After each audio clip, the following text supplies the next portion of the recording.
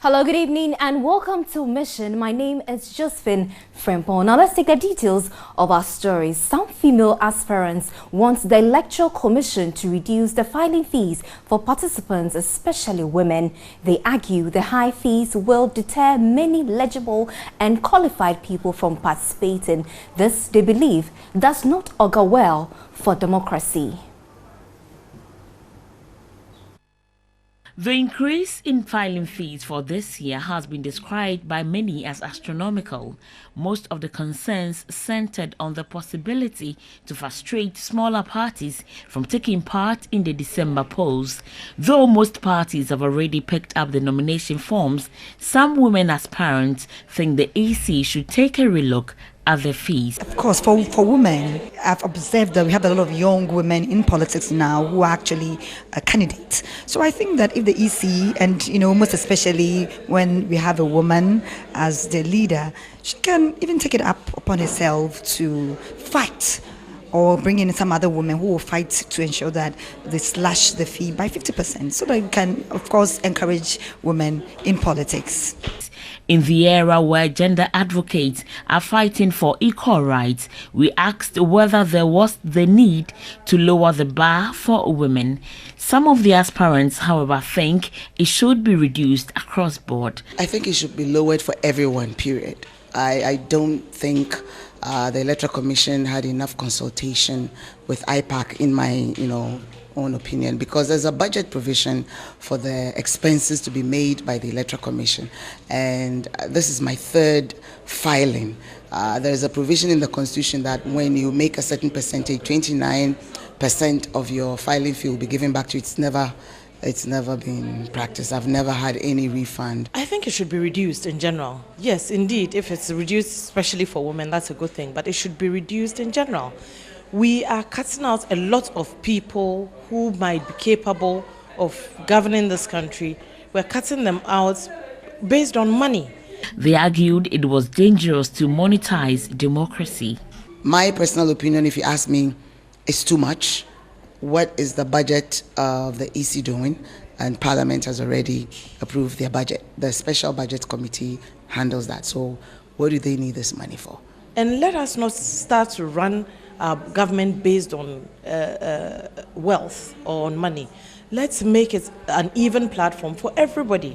How do you expect somebody from the really remote areas to think that they are capable of running for parliament, for example? They might be capable, they might command the crowd, they might have people who believe in them, but the only thing that doesn't qualify them is because they can't pay. That is not right. Members of the Ghana Society for Fiscally Challenged in Asin North District of the Central Region say delayed disbursement of the share of their District Assembly Common Fund is impacting negatively on their livelihood. AC Beniwanyami has the rest of the story. One of the social intervention programs to help the vulnerable in society, especially persons with disability, is the District Assembly Common Fund. 2% of the fund seeks to support persons with disability to start or establish small-scale businesses. But Bright Ajen, chairman of the association, expressed frustration most of his members have to rely on others for survival due to the delay in disbursement of fund. Some of our members don't have a place to lay their heads, and it is a very big challenge too. Some of them live with their parents. Some of the parents disregard them. They throw them away. Some of them have to go around and then fend for themselves. And then some of them also have to patch with some benevolent societies or people. So it's a very, very big challenge to us. The common fund comes. It takes a long time before it is disbursed. Some members of the Ghana Society for the Fiscally Challenged in the Asin North constituency are worried because that is their only means of survival. To be honest, a common fund, disability common fund, you are training since 4 months, I depend on people for survival. We've heard that the District Assembly Common Fund for the Physically Challenged has been in 4 months ago, but they are yet to disburse it.